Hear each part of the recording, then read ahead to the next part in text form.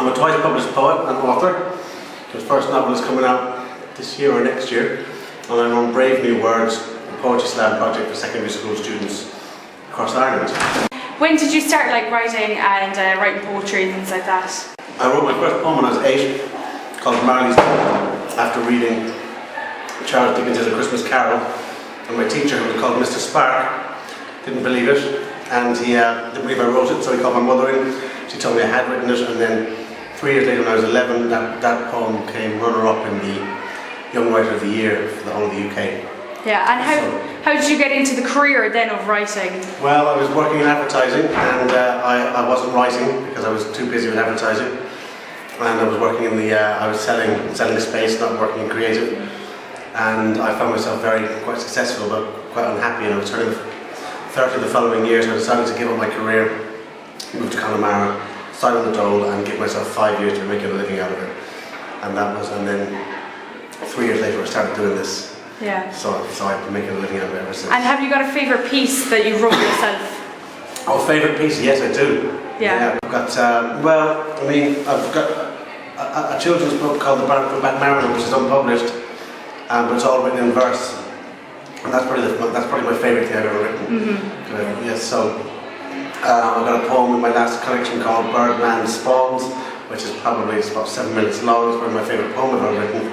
And my novel, which I've just written, called, can I say this online?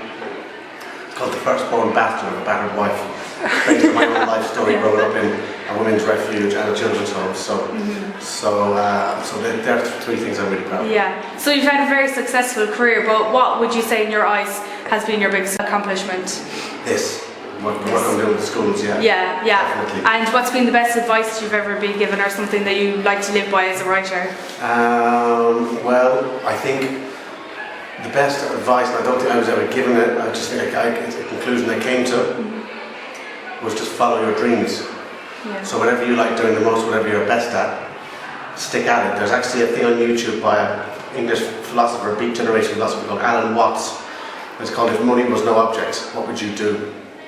And I would advise all young people to watch that and follow it. Follow his advice word for word, because whatever you enjoy doing the most, do it. And what's the best thing about being a writer? Best thing about being a writer is working for yourself. Yeah. Worst thing, being broke. Yes. So you're at Love Literature Week now this week doing a couple of workshops. So why do you think that Love Literature Week is such an important week for schools to participate in? Because I think that reading is dying completely, and I think it is important to basically remind students that reading and writing is something of fun, and that writers give them everything they enjoy, from video games to television programs, movies and books. Literature goes far beyond just books. So I think that it's really important for young people to fall in love with words, because they're the most powerful thing in the world. Sticks and stones may break my bones, but words will never hurt me is absolute rubbish. Words will bring down empires.